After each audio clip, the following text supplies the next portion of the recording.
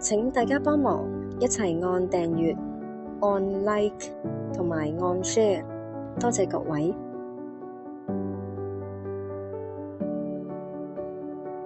我是一棵樹，原光著。我的樹根深深埋在泥土裏，細細地、靜靜地喝着地底下的水。我在這片森林裏站立了好久好久，長久到連我自己都記不清第一場雨是什麼滋味了。每天早晨，太陽剛從山邊探出臉來，小雀鳥阿玲就飛回來了。它住在我一邊那根彎彎的樹枝上，它的鳥巢用草穗和棉絮編織而成，軟綿綿得像一個小小的夢。小雀鳥阿玲啾啾地叫着，我的葉子也跟隨着輕輕地顫動，好像它在說：早晨啊，早晨。松鼠朵朵也住在我身上，它把橡樹的果實收藏在樹洞裏，一顆、兩顆、三顆，每次數完都很開心，很快地睡着了。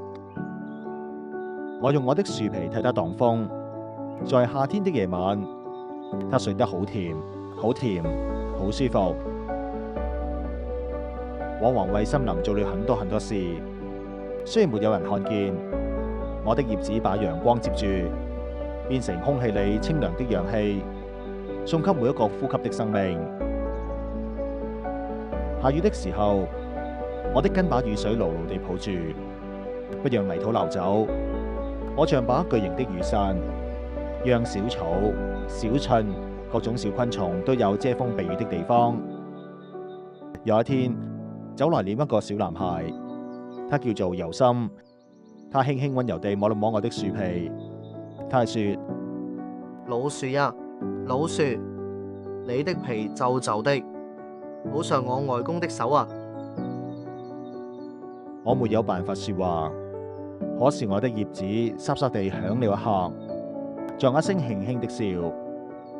尤森坐在我的樹蔭裏，把臉輕輕貼在我身上，聽着柔和的風聲穿過葉縫之間。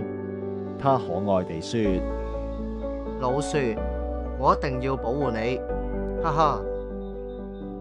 他說完後，他就慢慢閉上眼睛，在不知不覺間就睡着了。某個晚上，夜風輕輕吹過來，老樹依然屹立，靜靜地陪伴着月亮。晚間了，小雀鳥阿玲都把頭埋進翅膀裏，輕鬆地入睡。松鼠朵朵的呼嚕聲從樹洞裏傳了出來，深深地陶醉在甜夢中。